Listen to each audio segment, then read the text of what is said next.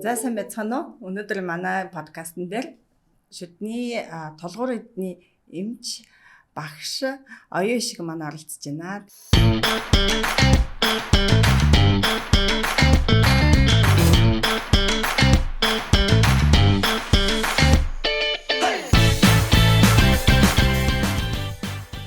За сайн байна уу? За өглөөний минь. Өглөөний минь. За өнөөдөр цагаа зарцуулаад подкастн дээр ирсэнд маш их баярлалаа.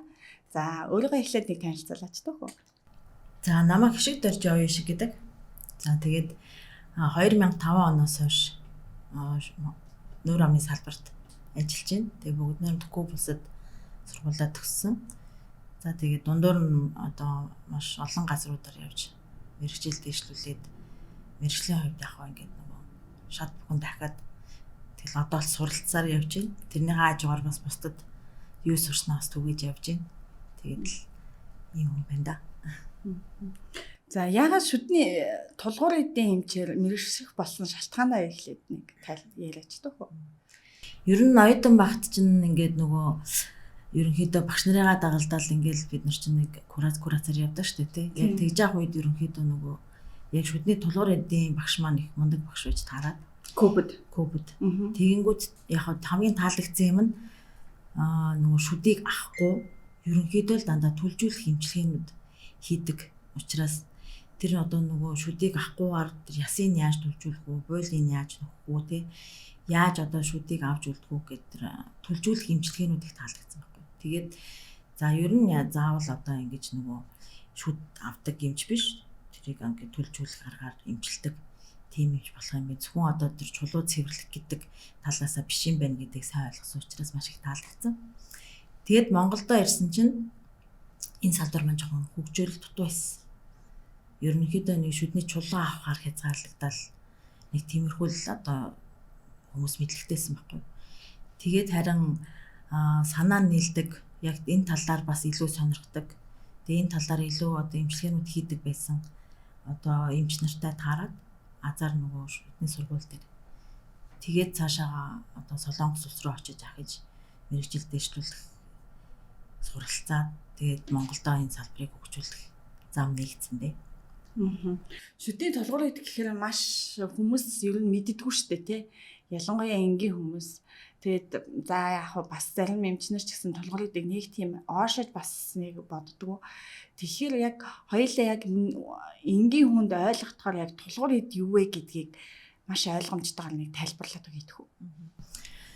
За уг нь өөрөө тулгуур гэж юм те. Тэгэхээр тэрнтэй ер нь яг шүдийг тулж байгаа одоо шүдийг яг байранд нь шүднийхээ оргонд бат бөх одоо хөдөлгөөнгүй одоо ямар нэгэн зовиргүй байлгаж одоо барьж ах одоо чадвартай одоо буйл яс за тэгээ холбоос эдгээд эдгээр жижиг эрхтнүүдийг шүдний тулгуур эд гэж нэрлэж байгаа. Тэгэхээр эдгээр маань нөгөө эрүүл бэжэж хүн одоо нөгөө шүдтэйгээ удаан байх одоо шүдэнд хөдөлгөөн орохгүй байх ийм нөхцөлийг бүрддэг. Тэгээд ерөнхийдөө бол эмчнэр бол яг буйл талаас их ярьж байна. Буйлны үр өсөл гэл те. Мэдээж нөгөө буйл бол хамгийн ил гадна харагдаж байгаа одоо шүдний тулгуур эдийн маань ил эрхтэн байхгүй. Гэтэл тэр буйлны доогуур цаадалт бас өөр эрхтнүүд байна шүү дээ жижиг. Тэднэр дээр бид нар одоо тэднийг эмчилж тэгснээрээ одоо шүдийг хөдөлгөөний одоо зогсоох өөр одоо шүднүүдээ хөдөлгөөнгөө авч үлдэх юм эмчилгээнүүдийг хийдэг байхгүй. Тэгэхээр эмчнэр ерөнхийдөө нөгөө бүх одоо шүдний эмчилгээний суурь нь бол тулгуур эд баггүй. Тэгэхээр шүдний тулгуур эдэн сайн байжээ цаашдаа одоо тэр хүн одоо соо заслын буй хим шүдний эмч одоо сайн одоо эмчилгээгээ хийж чадна. Гажийн эмчнэр ч гэсэн шүдний тухайн хүний шүдний тулгуур эд ирүүлэх юм бол эмчилгээ амжилттай болдог ч юм уу тий. Тэгэхээр манай шүдний тулгуур эдийн салбар нь өөрөө яг тэр манай шүдний салбарын бүх одоо эмчилгээнүүдийн одоо суурь нь байдаг гэсэн үг. Тэгэд тулгуур эд маань бас нэлээ өөрөө залуу бас бусад нөгөөний шинжлэх ухаануудаа бодвол илүү залуу салбар гэж ойлгож болох уу? За яг бас залуу биш л дээ. Ер нь манад л жоохон одоо ингээд хоцрогдолтой нэг хөгжүүлээд энэ дээр илүү анхаарал тавиад эхэлсэн болохоос биш. Ер нь бол бусад улс оронд бол шүдний тулгуур эд бол нэлээд дээгүүр барьцалдаг. Нэлээд одоо хөгжүүд их олон жил болсон. Энэ дээр нөгөө анхаарах юм бол цаашид бусад бүх эмчилгээнүүд нь тэр ихтгэл одоо орчин үеийн одоо шүд болж байгаа имплант хүртэл шүдний одоо тулгуур нь сайн байх юм бол ясан сайн байх юм бол имплант одоо илүү одоо сайн суунаач гэдэг юм уу те ийм одоо онлын хувьд ийм байдаг учраас ерөнхийдөө манад тулгуурыг л удаан одоо сүүлийн үед төгжөөд байгаа болохоос биш ерөн тулгуурыг бол шинэ салбар биш байхгүй. За тэгвэл тулгуурын өвчлөл юунаас үүсдгийг та нэг тайлбарлаад өгч тоо. Яг олон шалтгаан байна л да. Гэхдээ ерөнхийдөө 95% нь бол цэвэр одоо амны эрүүл ах. Тэр дундаа нөгөө хүмүүс маань шүдээ угаахдаа яг үндэ нөгөө 50% таа байгаа байхгүй. Одоо жишээлбэл нөгөө шүд угаахад шаардлагатай арчилгаагаа яг зөв хийхгүй гэсэн үг. Ам зайлхаас эхлэв те. Тэгээд дээрээс нь шүдний утас сэргэлэх, завсрын сойд сэргэлэх. За тэгээд ямар сойд сэргэлэх үү гэдэг чинь бас их чухал. Би одоо өдөрт маш сайн шүдээ угааж байна эмчээ гэдэг байгаа боловч өөрт таарахгүй зохимжгүй сойд сэргэлэх. Хитрхи зөвлөн софт одоо сойд сэргэлэх юм те. Тэгэнгүүт эсвэл одоо басны монголчуудын гаргаад идэг одоо ерөнхий алдаанд унтахаас өмнө угаалтыг маш дутуу байдаг. Тэгэл өглөө бас оол хөвчлээ их сайн шүдээ угаадаг болохоос биш унтахын өмнө ерөөсөө угаалтыг маш дутуу чанаргүй. Эсвэл унтахаас өмнө заримдаа шүдээ угаахгүй ч гэдэг. Эсвэл шүдээ угаачаад араас нь ундааж ус уугаалт хараг уугаад ингэ явчихдаг ч юм уу тий. Ингэнгүүт нөгөө яг тодорхой хугацааны дараа тэр аман дотор шүдний чулуу үүсэх одоо нөхцөл бүрдэж эхэлдэг байхгүй юу. Тэр өнгөр гэдэг юм үсэл тэгэл яванда ерөнхийдөө маш богино хугацаанд тэр чулуужилт үүсчихдэг. Тэгээд ихэнхдээ бид нар чинь нөгөө буулан дээрх чулууг л цэвэрлүүлээл анзаараад явдаг боловч буулан дээр хийл хараад байдаг тийм. Завсрын одоо шүд хоорондын завсар үүссэн буулны доогор үүссэн чулууг тодорхойлж удаад тэгээд тэрнээс болоод хөвчлэн нөгөө шүдний тулгуурыг төвчлөдөг. Зарим нэг одоо шалтгаанууд гэх юм бол тухайн хүний шүдний гажиг байж болно. За янз бүрийн одоо буруу одоо зуршлууд байж болно. Тэр ихтгэл одоо тухайн хүний одоо хилний хэмжээний сүдэлтэй шүс буруу залгих рефлекс ч бас байж болно. Тэгэхээр ер нь бол хүний санаанд оромгүй юм шалтгаанууд шүдний тулгуурыг өвчлөж чаддаг. Сайн нэг сургалтанд сууж байхад нейромаскулараас булчингийн одоо нэг чангарлалаас болоод тулгуур эдэг үүсэх өвчин үүсэх боломжтой гэж аюух тайлбарлаж ярьж илээ л дээ. Тэгэхээр тэр болохоор биднес нэг ингээд бас анзаарахгүй хүний бас нэг юм шинж тэмдгүүд байгаа тий. Булчин дээр. Тий угаасаа нөгөө нэг одоо жишээлбэл шүдний гажигтай хүмүүс маань ихэвчлэн одоо эсвэл одоо шүдтэй эрт ахуулсан хүмүүс тий. Нэг талаараа ингээл зажлалт хий гэж бодъё л доо. Байнга нэг талаараа зажлалт хийгээд хахаар яг л нөгөө шүд байхгүй газараас шүдтэй газар руу илүү нөгөө тарих маань одоо хоолыг амд оронгууд одоо зажлах команд өгдөг. Тэнгүүд нь өөрийн мэдгүй нөгөө хүмүүс маань яг нөгөө шүд илүү хэсэгтэй өөртөө зажлах эвтэйхэн талаараа ингээд зажлалт хийж эхэлдэг. Тэнгүүд тэнд чинь нөгөөний зажлуурын булчингууд ажиллаж байгаа. Тэр одоо булчингууд ингээд ажиллаад хитрхийх одоо ачаал авч ийн гэсэн үг шүү дээ. Тэнгүүд одоо нэг талын одоо эрүүний үе маань тэрнээс болоод одоо илэгдэхтэй эсвэл одоо хитрхийх тэр талаараа ачаалал аваад нөгөө зуулт нь буруу учраас эрүүний үе хоёр өөр болчихдог ч юм. Тэнгүүд одоо тэн дээр болохоор эрүүний үеийн асуудал үүсээд тэгээ нөгөө булчингийн чангарал эсвэл нөгөө стрессээс үүдэлтэй жишээлбэл хүмүүс маань шүдээ хавирах эсвэл шүдээ зуух ингээ асуудлууд үүдэг шүү дээ.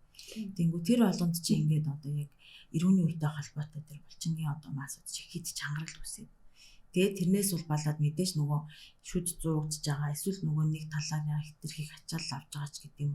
Тэр байдлаасаа болоод шүдийг тулж байгаа нөгөө холбоосууд маань ингээд өвчлж эхэлдэг байхгүй.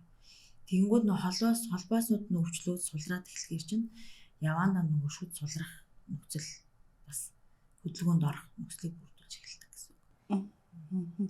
Нөгөө нэг биднес нэг имплант гэдэг одоо шинэ технологиг хэрэгжилж байгаа л да. Гэтэ нөгөө нэг хүний бие махбод өөрөө айгу смарт гэж байгаа штэ тий. Тэгэнгүүтээ имплант хийдгээр хөгцсөн ч ихсэн биднес холбоосыг бол бий болгож чадахгүй штэ. Холбоосын талаар нэг сайхан яриад өгөөч. Холбоосыг бол минийхаар бол маш тийм бүр ингээ байглаасаа өгөгдсөн өгөгдөл юм шиг санагдаад байдаг байхгүй.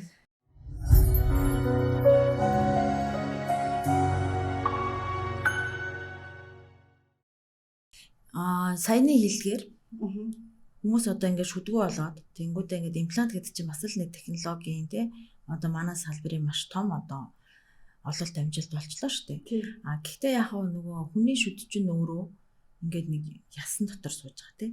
Нүхэнд ясны одоо орон дотор сууж байгаа. Тэр ясны орон маань ингээд зүгээр тэр нь ингээд очиж шүд маань давхацчихгүй шүү дээ. Тэнгүү тэрийг одоо шүд одоо шүдийг буйл ястай нь холбож өгч байгаа. Одоо тэр нөгөө хар үгээр одоо яг энгийн хүмүүст ойлгуулъя гэвэл одоо энэ өмдний эрзэл гэсэн үг байхгүй. Одоо ингээд тогтоож барих тийм. Гэхдээ нөгөө амар тийм хатуу байдгүй шүү дээ. Ингээд бав бариу бас байдгүй.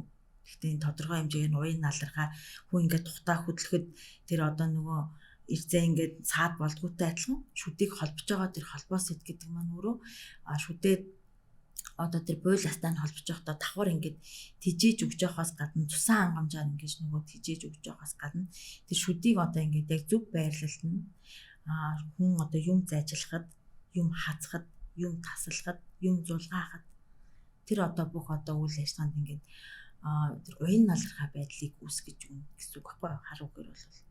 Тэгэхээр одоо шүдийг тулан тогтооход маш их чухал үүрэгтэй ийм одоо жижигхэн мөртлөө аюу тийм шидтэй. Үний эдээс нэг байхгүй идэрхдэг гэсэн үг. Имплант маань болохоор тийм нөгөө шууд ясанд зогдол. Тэгэл имплантын үед бол нөгөө ахиж шинээр холбоос гэдэг юм усгүй. Зөвхөн тухайн имплант маань тэр нөгөө ясан дотор ясны одоо ястайгаа хэр сайн байрцалдгүй гэдгээс хамаарч одоо сайн тогтдог. Интеграшны интеграц гэдэг юмыг одоо хүлээж одоо тэгснээрээ тогтохгүй. Гэтэл шүд маань арай. Тийм болохоор нөгөө илүү одоо юм хазахад юм зажлахад нөгөө илүү таатай мэдрэмж яг өөрийнхөө шүдтэй байхдаа мэдэрдэг шүү дээ. Гэтэл шүдгүү басныхаа дараа тэр мэдрэмж аюу хэцүү. Химийн шүд бас нэг өөр мэдрэмж өгдөг тийм. Одоо хичнээн гоё имплант хийгээд хичнээн гоё одоо химийн шүд одоо гүрэлсэн шүд хийсэн байсан ч гэсэн тэр нөө зажлах мэдрэмж өөр болчдөг. Юм дааж байгаа мэдрэмж бас өөр. Тэгэхээр нөө шүд маань өөрөө холбоос эд гэдэг юмтай учраас тэргээрээ илүү нөгөө хадаж зажлахад илүү таатай мэдрэмжийг хүнд өгдөг байхгүй. Тэгэхээр ямар нэгэн зовиоргүй, стрессгүй тэгж одоо нөгөө шүд юм хазагдаж зажлагдана л гэсэн үг. Оскар эмчи маань үйлчлүүлэгчд ер нь хідээс дээш насны хүмүүс байна. Толгоор үед настай бас холбоотой тийм. Яг уу онлын хувьд бол 30-аас 35 наснаас дээш гэж хэлдэг боловч яг үнэндээ одоо бодит амьдрал дээр бол нас харгалзахгүй ирж байна. Монголын нөхцөл. Ер нь монголч гэлгүй. Дэлхийн гадны нөхцөлч ч гэсэн яг л адилхан байна. Яа тэр энэ хүч маань залуучууд байгаа байхгүй. Тэг юунаас болоод харин тэг юутай холбоотой юм бэ гэхээр одоо нэгдүгürt нөгөө жишээлбэл манай Монголд манай залуучууд ташраараа шүдний гажигтай байна шүү дээ. Яагаад шүдний гажигтай болоод байгаа? Яагаад гэвэл нөгөө хооллолт өөрчлөгдсөн. Юм зажлахаа байц. Хатуу юм зажлахгүй. Тэнгүүд нөгөө хатуу юм зажлахгүй байгаад хар чинь нөгөө зажлуурын болжингууд ажиллахгүй.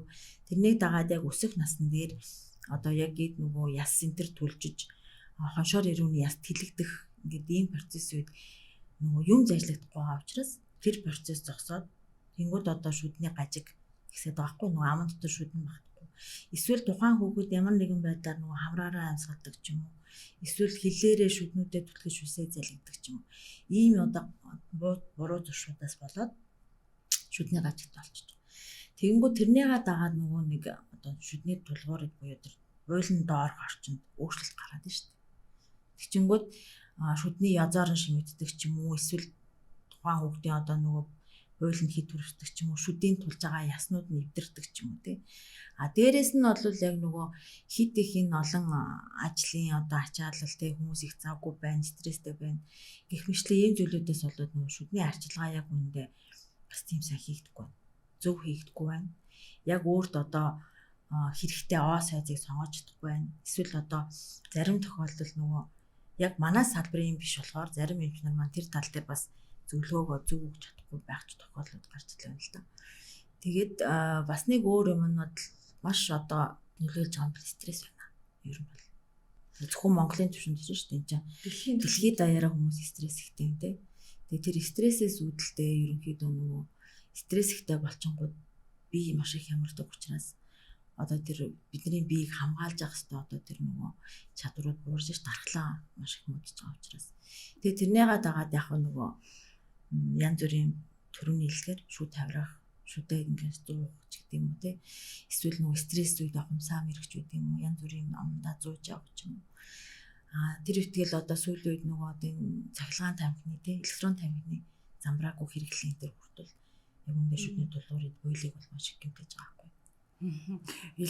Электрон тамхи дээр нэр асууя гэж бодож байсан юм болохоор одоо ингээд биднес энгийн тамхи татдаг хүмүүс яг үүдэн бүлгийн шүднүүд нь толгойн дээр асуудал арай хүнд идэв шүү дээ. Тэгээ тэрийг нөгөө бас нэг дулаантай холбож тайлбарлаад идэв шүү дээ. Кубуд бол одоо электрон тамхи дээр ямар өөрчлөлт гарч ирж байна? Ажиглагдчих юм. Бас яг адилхан. Яа тэгэхээр нөгөө одоо баг электрон тамхины илүү доор болох гэдэг шүү дээ. Яг үндэ. Яа тэгэхээр тамхи нь баг илүү доор болох гэдэг байхгүй. Илүү одоо муу болох гэдэг шүү дээ. Яагаад тэгж ийм нөхөр тамхичин бол хүн ингээд нэг тодорхой цаг хугацаанд яг утаа тамхиг ингээд гараад ч юм уу ингээд татдаг штэ тий. Өгсруулаад ингээд нөгөө тэрий чи ингээд татаа сороод дийдэггүй байхгүй. Тийм. Гэтэл электрон тамхи чинь хаа явсан газар хаан чамаагүй. Бүр ингээд маш их сороод. Гэтэл тэр электрон тамхи чинь өөрөө дотроо нөгөө никотинтай, никотины хувьтай 3, 5 гал ингээл тий. Хойж таахгүй. Тэнгүүд нөгөө тэрий чинь залуучууд сайн ойлгодог юм. Тамхи татдаг уу гэдэг асууж ин дээр үгүй татдаггүй. Тэгээд веб татдаг гэж хэлж байгаа байхгүй. За тэгвэл чи татж байгаа веб гаргаад ир. Гэ ингээ харахаар дандаа өндөр процентын никотин авсан. 5-аас дээш. 3-аас дээш. Ихэвчлэн дандаа 3-5 таа тий. Тэгээд ихэвчлэн ер нь 5 таа гих татдаг юм. Тэгээс нөгөө никотины хэмжээг өндөр авч ийс нөгөө тамхи татсан мэдрэмж авдаг юм шиг байна. Тэр чинь өөрөө ингээд тамхичин бол 1-2 сороод тавиал тэгэл утаа гараал ингээл хүмүүс татдаг штэ. Гэтэл веб чинь нөгөө угсруулаад бүр ингээд сороод байгаа. Тэр чинь өөрөө нөгөө никотины агуулмжтай. Дээрээс нь одоо нөгөө тэр амны орчим түлж байна. Амны салтыг маш их түлж байна. Хэд хуваар ашиглалт үүсгэж байна. Тэгээд нөгөө цусан агны дутагдлалд оруулж байгаа байхгүй. Тэгэхээр энийгээ дагаад ямар асуудлууд үүсэж байна гэхээр нэгдүгээр буйлны өнгөрчлөгдөж байна. Хүмүүсийн буйлтай ерөнхийдөө буйл чинь нэрүүл буйл чинь нэг юм ягаан магаан өнгөтэй хэвчээ шүү дээ. Гэтэл одоо залуучуудын дунд буйл нь маш их харгалж байна. За эсвэл одоо нөгөө эрүүл байх одоо тийм буйл маань ингээд маш их хатан гарч байна. Хит их зузаарж байна. Гэх мэтлээ ингээд нөгөө тэрнээсээ үүдээд цаашаа нөгөө буйлнаасаа халаад яс руугаа одоо нөгөө шүдэг тулж байгаа яснууд их гэмтэж байна бас. Тэр яс нь ингээд шимэгдээд ingэрж байгаа хгүй. Тэгэхээр нөгөө тамхины ор нөлөө бол бас айгүйх байгаа. Тэр энэ дээр бас нөгөө би тамхи татдаггүй биш. Одоо хүмүүс биш би тамхи татдаггүй гэж хэлээд байгаа боловч яг үндэ нөгөө нэг утаа тамхинасаа илүү өндөр процентын маш хүчтэй юм тамхинуудыг одоо нөгөө татаад байна гэсэн үг шүү дээ. Тэгэхээр нөгөө хэрэглээ нөөрөө тийм хитрхи замбрааг очоод байхгүй дуртай үедээ хичнээн ч удаа хідэнч татал хідэнч соролт хийж татж байгаа нөгөө нэг хитрүүлсэн их одоо нөгөө юу гэдэг утаа хитрүүлсэн их одоо никотиныг тэр буйл сас чинь шинж авч байгаа байхгүй. Нөгөө хүний сас аман дотор сас чинь аливаа зүйл амар юм шиндэг. Тэгэхээр тэр нэвчимхий чанартай учраас тэргөөрээ ингээд маш их одоо тэр аман дотор байгаа орчныг гэмтэж байна гэсэн үг. Гэхдээ веб чинь бас яг одоохондоо бол жоохон судлагддаг байгаа шүү дээ. Уушгиндаа яах вэ гэдэг тийм эргэлзээтэй л байгаа л да. Зарим нь тийм үү биш, зарим нь тийм сайн биш гэл. Зүгээр би яах вэ яг өөрийнхөө одоо энэ өдөр тутам гарч байгаа одоо миний одоо ажил дээр надад хандаж ирж байгаа одоо энэ үйлчлүүлэгчид одоо ялангуяа тэр дундаа залуусын дунд харагдаад байгаа байхгүй юу? Ер нь тэгэл давчгандаа ярих юм бол хэрэг шүд маань сугараад унахыг хүсэж байгаа бол тамхи татах веб хэрэглэхийг л. Тийм. Гэхдээ яг тэгэл одоо жишээлбэл амны эрүүл ахуй маш сэнсэгтэй шүдээ маш зөв угаадаг те ихэнхдээ одоо шүдэн өнгөргөө байдаг ч юм уу. Ийм хүмүүс яг ингээл нөгөө тамхи татлаа гэхэд учиргоо бас ингээд шүдэн шууд сулдаж муулаад хаан цаашин тий. Тэр чинь бас айгүй олон юм тавцаж нөлөөлнө шүү дээ. Тэгэхээр яг зөвхөн энээс болоод ингэж яана гэдэг хэцүү байхгүй. Тэгэхээр хүн болгон дээр бас өөр илэрнэ. Зарим хүнд амар хортой нөлөөлж хахад зарим хүнд бараг нөлөөлөхгүй. Тэгэхээр тэр тухайн хүний өөрийнх нь организмын онцлог гэсэн үг байхгүй. Тийм. Одоо жишээлбэл яг л адилхан штэ нөгөө зарим хүмүүс би ингээд шүдээ бараг угаадаг мөртлөө миний шүд цоордгүй штэ. Гэл ах жишээ нэ тий. Гэтэл тухайн хүн нь өөрөө маш сайн чанарын шүс ялгардаг гэж болно штэ. Шүлсний ялгарал сайн. Тэгээ нэг шүлсээр дамжиж механик цэвэрлэгээ сайн хийгддэг. Тэгээд одоо юу гэдэг нь тэр амны орчныг сайн цэвэрлэдэг. Аманд байгаа тэр нөгөө ашигтай бактерийн хэмжээг тэнцвэрчлэлтэй ч байд юм уу юу гэдэг. Тэгээд тухайн хүний бас нөгөө идэж ууж байгаа юмнаас ч юм уу гэж шалтгаалал зөндөө олон юм байна л да. Тэгэхээр нөгөө хүн болгоны онцлог өөр өөр учраас одоо шууд нэг юмнаас болоод энэ одоо шууд гэмтэж гин гэж хэлэх тас аягүй төгтөө.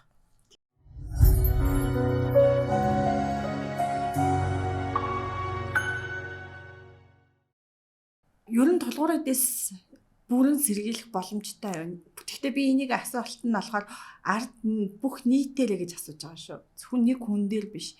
Нийгмийн хэмжээнд бол тулгуураас сэргийлэх боломжтой. Тийм мэдээ шүү. Бид тулгуур эдийн өвчнөөс. Ер нь бол Монгол хүмүүс штэ ихэнхдээ нөгөө шүд цаарлаас болж нэг шүдэ алддаг байхгүй. Ялангуяа насан турш хүмүүс тий. Гол нь шүдний тулгуур эдийн өвчин гэдэг юмнаас болоод шүдэ алддаг. Тэр тусмаа одоо ингээл 35 хүрээл 30-аас хойш ингээл ихэнхдээ за яг хуу миний насны хүмүүс болон бидний наснаас дээш насны хүмүүс бол залуугаараа шүдгүү болж исэн. Яагаад тэгэхээр тухайн үед нөгөө эмчилгээ ховор исэн. Эмчилгээнд хэрэглэдэг материал бага байсан. Тийм учраас жоохон гүн цоорол ингэчих юм бол дандаа авчдаг байсан шүү дээ. А одоо бол барагтаа шүд авах болчиход тий. А гэтэл нөгөө нэг яагаад энэс болоод ингээд шүдээ ийм залуугаараа шүдгүү болоод байна гэхээр гол нь энэ шүдний тулуур эдийн өвчин гэдэг юм уу сайн онцлогдохгүй яваад байгаа. Сайн онцлогдохгүй. Яг нөгөө шүд одоо бүр нэлээд хөдөлгөөнд ороод хөдөлгөөний зэрэг нь бүр ингээд 2 3 дахь зэрэг дээр очоо тий. Ийм болсон хойно онцлогдоод тэгээд бид нар дээр ирж байгаа. А тэгээ хамгийн гол юм нь тэр нөгөө түрүүн би хэлсэн анх эхэлж хагаад 95% нь буйланд орох чулуу гэдэг юмнаас байна. А бус нь бол нөгөө өвшөө дагалдагч одоо түрүүний хэлсэн зуршлууд тэгэл янз бүрийн одоо стрессийн хүчин зүйл гэлтэй иймэрхүү юмудаас болж байгаа. Яг тулгуурлын багшилж байгаа хувьд асуухад бол биднээс буйланд орох чулууг бол зөвхөн яг тулгуурлын эмч цэвэрлэх хэрэгтэй эсвэл бүх одоо нэг ерхийн нүүр амны эмчнэр цэвэрлэж бас болох уу? Ер нь манай бакалаврын төвшөнд төгсөж байгаа одоо эмчнэр маань одоо буйланд орох чулуу сонголтоор одоо ингээд нөгөө чулуу цэвэрлэх хичээлүүд ордог. Тэгэхээр ер нь бол яг бакалаврын төвшөнд төгсөөд одоо яг ерөнхий эмч болж байгаа шүү дээ шүдний эмчилгээний эмч. Тэдгээр хүмүүс маань бол яг хэрвээ тухайн одоо хүний буйланд орох шүдний чулуу нь одоо хитрхи гүн биш байх юм бол одоо жишээлбэл буйлны иргэнгээс доошоо хавлоос доошоо бид нэр хэмжиж үзээд за нэг 4-5 мм-тэй байна гэх юм бол тэр үед бол цэвэрлж болно. А тэрнээс хитэрсэн гүн байх юм бол заавал нарийн хэрэгжлийн хэмжээд хандах хэрэгтэй. Тэгэхгүй бол нөгөө туршлага байхгүй тэг өшөө нарийн одоо юмнуудыг мэдхгүй учраас буруу цэвэрлээд юм бодол үүсэх юм бол дараа нөгөө буйлын шамрах ч юм уу тий. Эсвэл нөгөө тухайн хүний шүдгийн тогтсон байснаасаа бараг дор хөдөлгөөн орох ч юм уу тийм асуудал үүсдэг.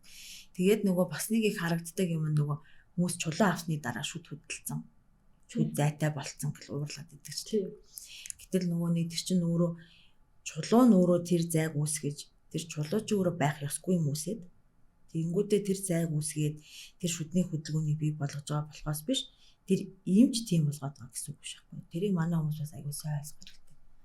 Яа за тэгвэл чулуугаа цэвэрсэний дараа зай үүсгэх юм бол боллоо гэж явждаг хүмүүс бас байна. Гэтэл тэр хүн нөгөө чулуу нь хамаагүй шүдэн зайтай болчих үедээ сайж байгаа байхгүй. Гоо сайхан дээр л байгаа шүү. Гэтэл тэр чинь өөрөө илүү хор уушигтай байна шүү. Нөгөө нэг одоо шүд зайтай болохоосоо эсийн одоо өөр юм болж байгаа байхгүй. Зүдний тулуур эдийн өвчин гэдэг чинь өөрөө бас нөгөө хамгийн зөвүүн юм. Зөвхөн тэр аман дотор ингээд шүдийг эвлээд шүдийг гимтээгээд шүдгүү болгож байгаа биш. Дээрээс нь давхар одоо нөгөө ингээд цусаар дамжиж зүрх судасны өвчтөй болгодог. Эсвэл одоо өөрөнд нөлөөлдөг. Чихрийн шижинтэй хүмүүс байх юм бол тэрийг бүр ингээд улам одоо дортуулдаг те өндөрлөлтэй болгодог. Шүдний одоо тулгуур эдийн асуудалтай хүмүүс дотор бид нар энэ хүмүүс дотроос одоо жишээлбэл чихрийн шижин өвчтэй гэдгийг мэдгүй явж байгаа. Бид нар тэр ирж байгаа хүмүүс байгаа байхгүй.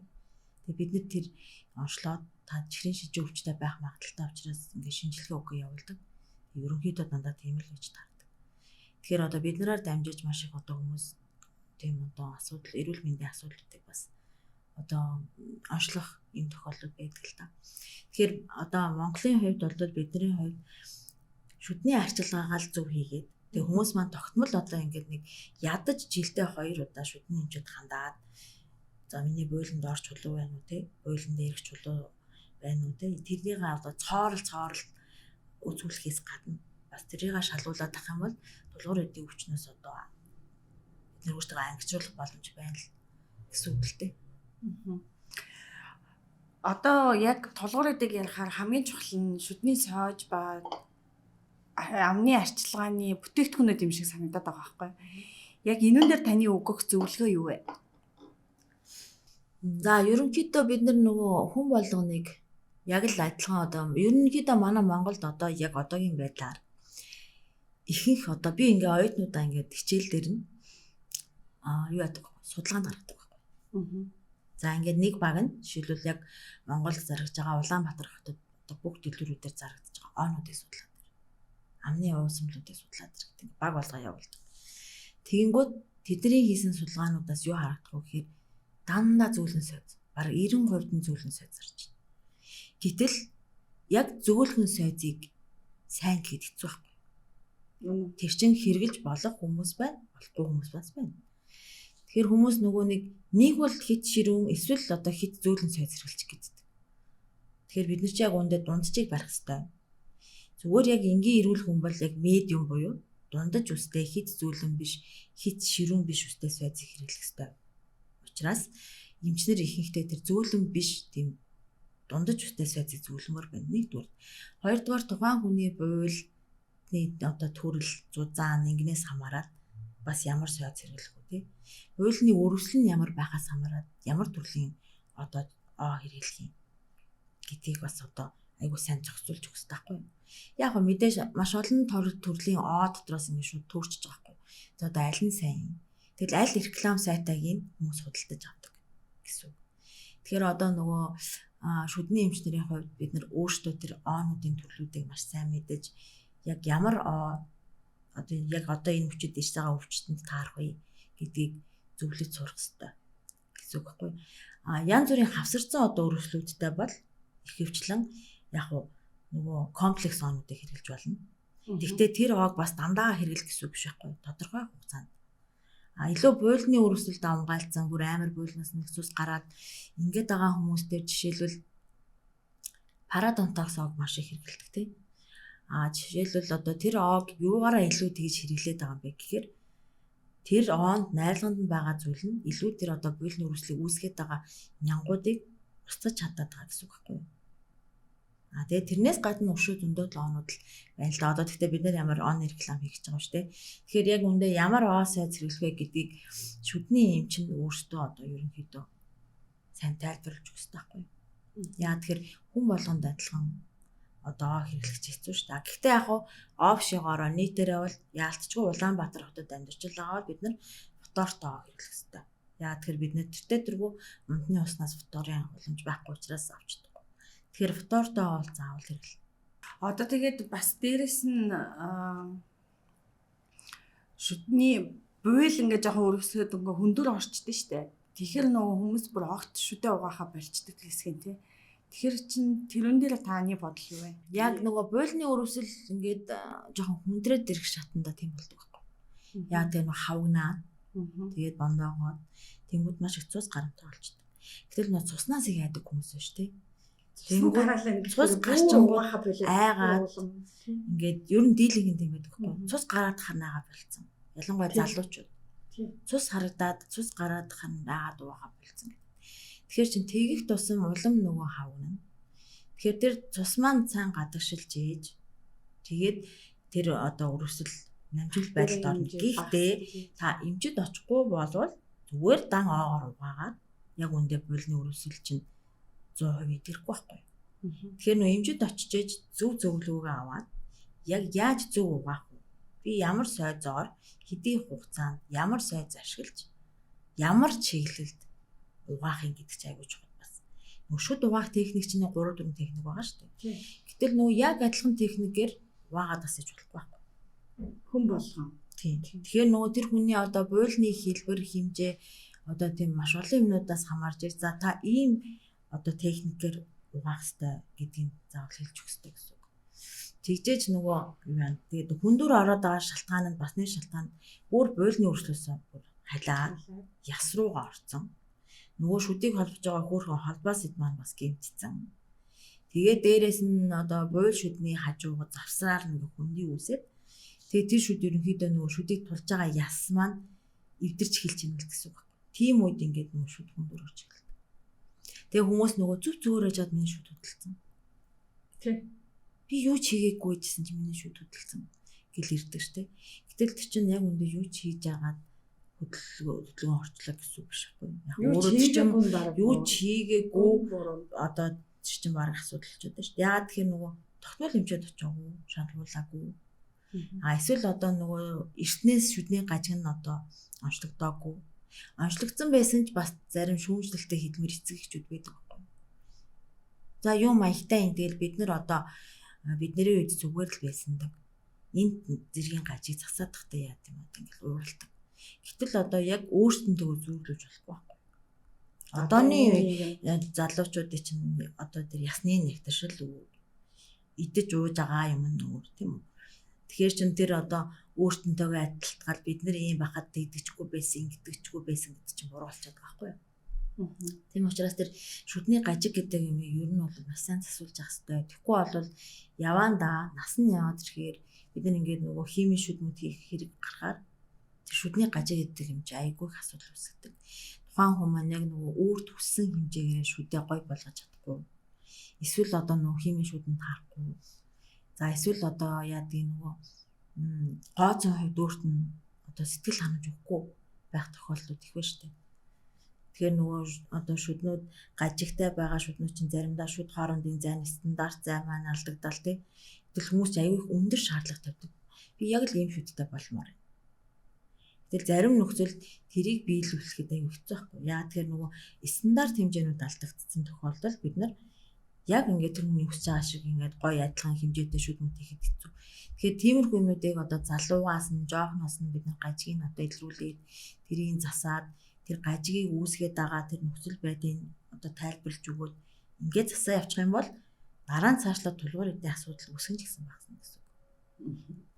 А дээр үед манай хөгжүүл одоо яагаад ихэнхдээ гажиггүй байдаг байсан гэхээр ер нь ингээд хараад гар дээр үед одоо өвөө эмээнэр бол яг үнэ шүдний гажиг ховор байсан шүү дээ.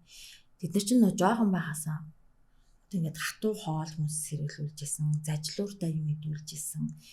За адаглал нөгөө тараг угаал бид нар чинь нөгөө аягаад олох тий. Тэр болгонд чинь тасгал байсан байгаа байхгүй. Маш том Монгол ухаан байсан байгаа байхгүй. Одоо гэтэл чинь за аягаад олоогоо заавраадах юм болмол гэл загнаж байгаа байхгүй. Гэтэл чинь нөгөө тэр их одоо юунууд чинь надаглал тэр хүүхдээ одоо хилний хөвчийн сунгах тасгал байсан байна. Тэ? Тэнгүүдээ нөгөө хатуу булчин мах энэ төр идүүлээд байгаа чи өөрөө зажлуурын булчингийн сайн ажиллуулсан нөгөө ясмаа сайхан тэлээ. Тэгээ ингээд шүд урахад ямар нэгэн одоо наашаа цаашаа бөөгнөрлөхгүй ч байгаа юм. Ингээд тэр нөгөө нэг гажгуудын засчихсан байгаа байхгүй. Тэгэхээр тийм учраас магадгүй өөртөө мэдлгүй тэгжсэн ч байж болно. Эсвэл ерөнхийдөө ингээд нөгөө юм хон сайн зажлахгүй байх нь одоо тийм байдалд хүрэгдэг гэдгийг мэдчихсэн ч гэж болно шүү дээ. Бид нар мэдгүй шүү дээ, тий. Гэтэл тэр одоо манай өвөө эмээний хэрэгжилсэн тэр аргууд харцангуй шүдний гажиг маш бага үүсгэжсэн байна. Одоо нөгөө гажиг цэцэл дээр маш их бүүн болж хүн болгон лапра зүүдэг болж штэ. Тэгээ нөгөө шүдний гажиг ихсчгээр чинь яг үндэ бүүндэ биш байхгүй юу? Тэр чинь байгаа бодит факт. Тэгэхээр тулгуурын гажиг хитрхи ихсчихэд шүү дээ. Харин тийм. Тэгэхээр тулгуур эдийн гажгийн эмчилгээ ихсэх тусам бас тулгуур эдийн хүндрэлүүд гарч ирж байна. Тийм. Ерөнхийдөө нөгөө одоо гажгийн эмчилгээ хэрхэн хийж байгаас хамаараа. Эсвэл одоо нөгөө яг гажгийн эмчилгээ хийж явах явцдаа хүмүүсийн шүдний арчилгаа бас муу байхгүй. Нөгөө аппаратгүй байх үедээ шүдээсээ арчилж чаддаггүй байсан хүн чинь аппараттай олчвол бүр хүндрэлтэй болчих. Нөгөө шүдний завсар сэвлэхэд хэцүү болно те. Тэгэнгүүт нөгөө ахаал бойлын өрөөсөөл тэрний хүндрэл явагдаад байгаа учраас нөгөө шүдний тулгуурыг гинтэх одоо нөхцлүүд бас бүрдчихлээ л да. Тэгэхээр нөгөө гажгийн эмчнэр маань бас тэрэн дээр их сайн анхаарч тулгуур эдийн одоо анхаарч хэрвээ одоо хүндрэх байдал харагдах юм бол одоо тулгуур эдийн эмчнэрт хандах, хамтарч ажиллах тийм байх хэрэгтэй байхгүй юу? Тийм багийн ажил. Тийм багийн ажил ах хэрэгтэй. Ер нь манай салбар бол угаасаа багийн ажил ах хэрэгтэй. Жишээлбэл манай салбар тулгуур эд бол угаасаа тань одоо бүх одоо шүдний гажиг те цогог засал өдрөө том эц засал ингээ бүгдэнтэй нь холбогддог. Шүдний эмчилгээтэй хүртэл ингээ холбогдсон шүү дээ. Тэгэл одоо ямар одоо жишээлбэл нэг хүнд ингээ палм тавья гэж бодъё. Тэнгүүд эхлээд тэр хүмүүнд буйлны өрөвсөлттэй байж болох байхгүй. Гэтэл буйлны өрөвсөлттэй хүн дээр ингээд нөгөө гой паалан балан тавьчихдаг. Тэгээ нөгөө хүмүүс буйлаас нь ус гараад идэг. Эсвэл буйл нь нөгөө хавн салдаггүй. Эсвэл амнаас нь үнэр гараа салдаггүй. Тэгээ амнаас үнэр гарч байгаагийн чинь ерөнхийдөө хамаг том шалтгаан ч өөрөө буйланд орох эрүүл биш байгаа талбайтахгүй. Тэнгүүд хүмүүс нөгөө ихэнхдээ дандаа хеликобактертай холбогддог. Ходоодны асуудалтай холбогдож байд юм те ингээ явчихдаг. Гэтэл нөгөө ингээд судалгаануудаас харахад ер нь 90-95% нь буйланд орох чулуутай бол амны үнэр ялгарах одоо маш том одоо нөхцөл нь. Буйланд орох чулуугүй буйл ирвэл ийм байгаа тохиолдолд амнаас үнэр ялгарч явах юм бол тэр бол харин одоо өстой жинхэнэ нөгөө ходоод удаан холоо юу гэдэг нь тий дэлгүүр хоолдоод өөр асуудалтаас болж ийна гэж үзнэ гэсэн үг.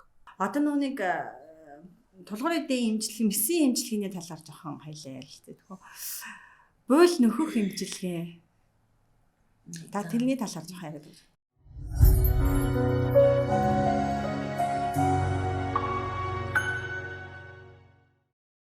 Ерөнхийдөө яг тулгуур эдийн эмчилгээ маань өөрөө нөгөө хоёр төрлөөр хийгддэг байхгүй. Мис заслын бус, тэгээ нэг нь мис заслих гэдэг.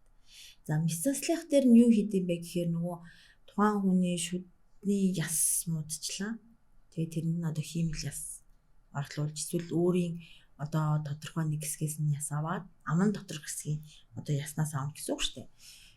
Дээр үед бол бүр ингээд яг арай өөр газар матраас яс явдаг жоохон хүндрэлтэй гэдэг байсан.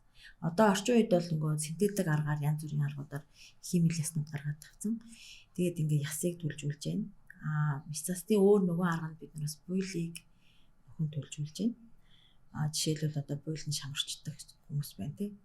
Ямар нэгэн гимтлээс болоод буйлаа гимтээсэн. Эсвэл одоо буруу угаалтаас болоод буйл нь хит шамарсан ч юм уу. Хит нингэн буйлтай ч юм уу. Жишээлбэл имплант хийлгэх гэсэн чинь маш богинохон буйлтай хүн байж болно шүү дээ. Тэгээ тиймэрхүү хүнд ингээд имплант шууд зочингууд хэсэг хугацааны дараа нь имплантын төмөр маань ингээд гардаг. Яг тэр нөө буйл маань ингээд шамарчдаг байхгүй татагдана.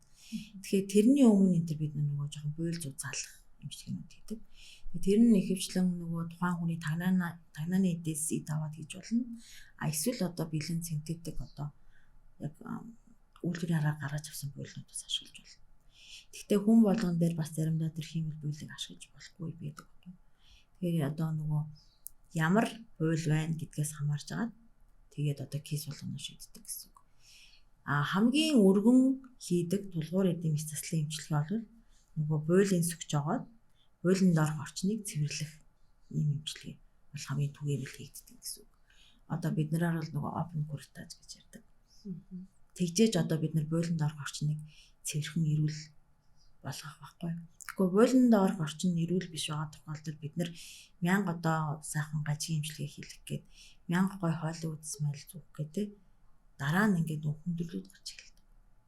Яа тэгэхээр тулгуур эдийн одоо шүдний тулгуур эдийн асуудалтай хүн дээр тийм эмчилгээнүүд хийгдээд явчингууд хүндрэл үүснэ гэхээс биш гой болох нь ховрох. Яа тэгэхээр буйланд орох ч эрүүл биш шүү дээ. Танаас нэг асуумар асуулт нь болгоно. Шүдний шамбарлын талаар. Шамбралт гэхээр нөгөө хүмүүс чинь миний шүд ингээ амар мэдрэг болчлаа гэл айгүйх орж ирдэ шүү дээ. Тэрэн дээр өгөх ямар зөвлөгөө байна? За шамралт болохоор бас олон шалтгаанаас болно. Ерөнхийдөө нөгөө ихэнхдээ л одоо бидний мэддэг юм болохоор шүдэ буруу угааснаас хит хатуу сайзар хитрхийх үрж угааснаас гэл гэдэг. Мэдээж тэр бол нэг шалтгаан гэж болно. Гэхдээ яг голлох шалтгаан бас биш байхгүй. Тэгэхээр нөгөө дээрээс нь бас л нөгөө шүдний гажуур орж нөгөө шүд одоо хоорондоо буруу хазагддаг. Бие биендээ ачааллаж нөгөө шүд гэдэг эргэтэн чи өөрөө дээд доод шүднүүд чинь хоорондоо нийлж хоршиж ингэж ажилдаг эргэтэн шүү дээ. Гэтэл нөгөө буруу ажиллагаанд өртөөгөөд нөгөө шүднүүд маань хоорондоо ачаалалтай ийм байдлаар ажиллаад эхлэх юм бол бас буйл шамарна. Тэгэхээр шамралт гэдэг бол зөвхөн одоо нөгөө юунаас болохгүй гэсэн үг. Эсвэл удаан хугацаанд нөгөө буйлан дээрх чулуутай явчихдаг шүү дээ. Тэнгүүдэр чулууч ингээд буйлыг дарж байгаа байхгүй. Тэр нөгөө буйл маань хөөрхийн нөгөө хүний эргэтэн чиг ухаантай шүү дээ. Тэр чулуу үүсэнгүүд өөрийгөө хамгаалангууд retraction хийдэг байхгүй. Одоо нөгөө чулуунаас зүхтааж ин гэсэн үг хар үгээр хэлэхэд. Тэгээд чулуу авсны дараа буйл шамарсан байдаг. Гэх мэтчлэн тэгэнгүүт чинь нөгөө буйл өөрөө одоо яг тэр буйлны ирэмг нь шүдний хамгийн одоо мэдрэг хэсэг болох хүзүү яа штэ. Тэр хэсгийг ингэж гучиж хамгаалж байгаа штэ. Гэтэл тэр протекш алгуулж байгаа. Тэр хамгаалал байхгүй болчингууд мэдрэгшил үүсэж байгаа. Тэгэхээр нөгөө одоо чулуун авсны дараа халуун хүнд мэдрээд байна гэдэг чинь тэдэртэй холбоотой байхгүй. Оскар эмчмэн одоо боловсролын салбарт маш олон жил ажиллажлаа тий. Маш олон бас шавнарыг бэлтэж байна. Ямар хүн ямар оюутан маш сайн эмч болж байна. Өөрөө чинь дүгнэлттэй байна. Хүнийг гэхдээ яг үндэ 100% бид тодорхойлж чадахгүй шүү дээ. Тийм. Одоо жишээлбэл ийм сонин үзэгдлүүд байна. Оюутан багтаа нэг хичээл хийдэггүй байсан. Тэгээл баг хичээлдээ явдагчгүй байсан ч юм уу тий. Тиймэрхүү хүмүүс яг ингээ бодит амьдрал дээр гарахаар сайн явдаг хүмүүс байна. Маш хачиргалтай. Гэхдээ яг хав тэр бол нөгөө тухайн хүний аз гэж би үзэж байгаа байхгүй. Яг бол сайн хамт олон дээр очиж байна. Тэр эмнэлгийг удирдах байгаа одоо сайн эмч дээр очиж тэр хүнийг хүмүүжүүлж авч эмч болгож чадчих. Мэдээж тэгэл ерөнхийдөө бол эмч хийн гэдэг чинь нэгдүгээр тухайн хүний сонирхол ах хэвээр. Тэр мэрэгжлийг үнэхээр би сонирхож хийж гэнэ гэдэг чинь агуулж байгаа. Мэрэгжилдээ дуртай хүн бол байнга сэтгэл гарч идэг. Мэдээ зарим тохиолдолд одоо нөгөө хүмүүсийн эвгүй харилцаанаас те үл ойлголцох байдлаас бол ингээл хашрах үе зөндөл байна. Гэхдээ ер нь бол аливаа юмд яг нөгөө тууштай өөрөө сонирхолтой байгаад тэгээ тэрэндээ их нөгөө ач холбогдол өгж ажиллаа хийж байгаа эмчнэр л их сайн эмч аваад байгаа байхгүй. Тэгээд нөгөө ажлын үр дүн нь ингээд гоё гахаар урамшдаг. Тийш урам аваад штэ. Тэр хүний шүд одоо жишээлбэл өвдөд ороод ирсэн чинь 2 хоногийн дараа нөгөө эмчээ шүд маань өвдөхгүй болсон ингэчлээ гингүүд одоо ялангуяа залуу эмчнэр амар урам авч байгаа. Тэгвэл би эмчлээд гисэн чинь ингэчлээ. Тэр чин ингээд нөгөө урам чинь хүнийг ингэж айгуу сайн эмч, сайн хүн болох одоо аюу тийм уйдцтай. Тэгэхээр ингээд одоо манай хүмүүс маань ерөнхийдөө эмчтэйгээ их сайхан харьцаатай байвал яг үүндээ эмчилгээ хийчихсэн их гоё болдог. Тэгэхгүй ингээд нэг байнгын хардталтын байдалтай ингэж үзүүлэлтгээр чинь сүүлдээ нөгөө эмчнэр маань хүртэл нөгөө хүнээс айч шít. Тэгэхээр чи эмчилгээгээ сайн хийж чадахгүй айгаад. Ялангуяа залуу эмчнэр маань тэгэн штэ. Нөгөө өвчтнөөс айгаад юун дэрийг сайн эмчлэх те. Яана би алдаа гаргах ч үдэ тийм бодолтойгоор хүн үзгэж чааш. Тэгэхээр нөгөө эмчтэй сайхан урам өгөөд ингээд эмчтэйгээ сайхан ярилцаад эмч нь адилхан эсрэгээрээ үнтэйгээ сайхан ярилцаад ингээд явах юм бол эмчилгээг сайхан болдог. Тэгээд нөгөө ерөнхийдөө манайхыг төгсөж байгаа эмчнэр бол их ихтэй л сайн эмчнэр болдог л доо. Тэг яг нөгөө мэдээж хувь хүний бас нөгөө гэр бүлийн хүмүүжил энэ төр гэл яг хүний онцлог бас их хамаарна.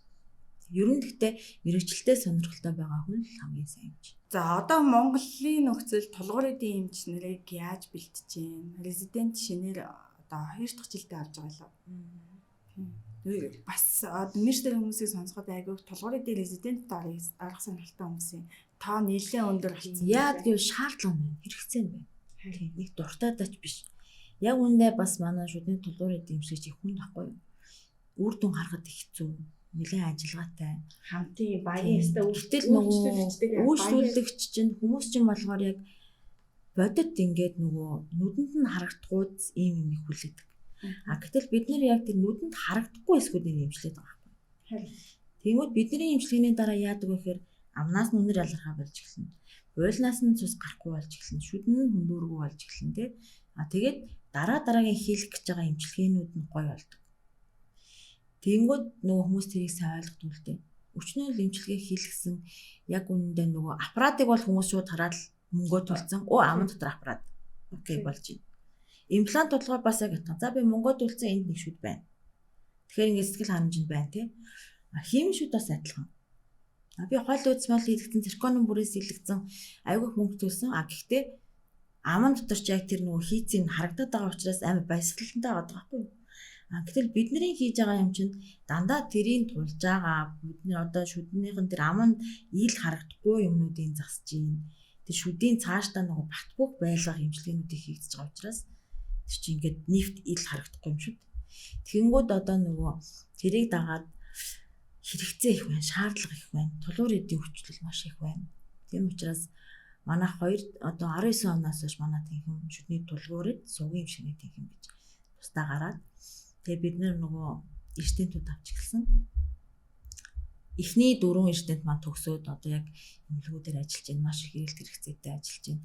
Зарим нь бараг 2 эмнэлэг дээр ч ажиллаад байхад дуулдчихсан. Тэгээд бидний бас нэг сайн нэг гадаад харилцаа их сайн л таа манайх. Тийм одоо нөгөө Япон, Солонгос, Куб, одоо Тайван гэх мэтчлэнтэй ингээд орны эмчнэртэй хамтарч ажилладаг. Эмчнэрийн аяг байнга сургадаг, тасралтгүй сургалтууд жил болгон хийдэг ч гэдэг юм. Тэрнийхээ хажуугаар бас одоо яг тулгуур эдийн биш эмчнэрийг бас бэлддэг штеп. Тэг богино хугацааны одоо сургалтуудаар маш олон эмчнэрийг бид нар бэлдсэн. Энэ талаар мэдлэгтэй болгож өгсөн, ойлголттой болгож өгсөн гэж бодож байгаа. Тэгэхээр одоо жилд одоо тулгуур эдээр суралцах эмчнэрийн тоо ихсэж байна. Тэрнээс гадна яг нөгөө хамгийн гол нь хэрэгцээ байна, шаардлагатай байна. Тэгээ хүмүүсийн бас хандлага ч гэсэн тэгж харагдаад байна. Урд нь болохоор илүү нөгөө нэг эстетик гоо сайхан лөө айгүй их шуурдаг байсан. Одоо бол илүү натурал тал руугаа илүү намайг эрүүл байлгаач гэж ирдэг хүмүүсийн тоо нэлээд нэмэгдэж байна. Одоо ер нь сая одоо би ч н одоо Аз намхан далайн шүдний тулгуур эдийн холбооны бас өдөр тус хурал байдаг байхгүй. Тэгээд нөгөө 2 жил болон хуралддаг. 2 жил болон нөгөө ингээд хурал болдог. Тэрэн дээр ингээд нөгөө маш олон одоо Аз орны эмчнэр ингээд тэнд чинь бүхэл орны хүмүүс ирж одоо кейсүүдэд танилцуулаад ингээд ярьдаг. Том конференц болдог байхгүй чуулган. Тэрэн дээр одоо жишээлбэл ингээд Японууд хүртэл Японууд ч одоо асар их одоо техник технологийн шинжилгээг хийж байгаа шүү дээ. Шүдний салбарт те. Тэг чинь тэд нар хүртэл гэж байгаа байхгүй. Одоо ерөөсөө гол зорилго бол бид нар имплант бишээ. Гол зорилго одоо хиймэл хэрэгтэй бишээ. Гол зорилго бол одоо шүдээ ямар төрлийн түлжүүлэх материал хэрэглэж ямар аргаар энэ шүднүүдийг авч үлдэх вэ гэдэг чинь чухал болчиход байна. Одоо хүмүүс яг одоо юм хиймэл юмыг өсөхгүй болчихжээ. Яг надад асуудлыг чинь одоо сая жил хагас өмнө тэр чуулган дээр яригдчихсэн байхгүй. Тэгэхээр одоо шүдний тулгуур эдийн эмчнэр биднэрт амар том жилэн зөөсч байна. Шүдийг нөхөн төлжүүлж үлдээж авах бүхий л арга байдлыг одоо сайн судлаач. Одоо үйлдвэрлэл явуулаач гэж байгаа байхгүй. Тэгээ манай Монголын нөхцөлд ч гэсэн бид нар одоо өөртөөхөө аргаар судалгаа хийж байна. Бид нар одоо ин витро төвшин судалгааг нь хийгдсэн. Тэгээ одоо нөгөө ин виво буюу яг амтны туршилт хэсэг дээр явж байна. Тэгээ энэ туршилт маань амжилттай болчих юм бол дараа нь яг нөгөө Монголд одоо бий болгосон тэр шүдээ тогтоож авах ясыг төлжүүлэх юм бүтээгдэхүүн үйлдвэрлэх одоо зорилготойгоор юм судалгаанууд хийж байна л да. Тэгэхээр ер нь бол цаашдын чиг хандлага бол аль болохоор натуралаараа байх. Тийм. Ер нь натуралаараа л байх жуул нь одоо гоё шүү дээ тий. Тэгтээ яг хүний сонирхол өөр зарим хүмүүс цав цагаан паалан туртаа бол зарим нь үгүй. Тэгэхээр ч одоо тухайн хүний сонирхлоос тэгтээ тэр сонирхлын цаана шүдэн байгаа. Тэгээд тэр шүдэн яг тэр буйлныхаа доогуур ясны доогуура эрүүл байх хэрэгтэй. Тэрийг бид нар одоо хариуцаж ажиллаж байгаа юм шиг байна. За Оскар эмчтэй маш их баярлалаа. Тэгээд нэг үнэтэй цагаа зарцуулаад бас олон нийтэд бас одоо ажиллаж байгаа эмч нартаа бас ингээд мэдээлэл өгөх гээд ирсэн маш их баярлалаа. Цаашдын ажилтнанд ингээд улам их амжилт хүсье. За баярлалаа.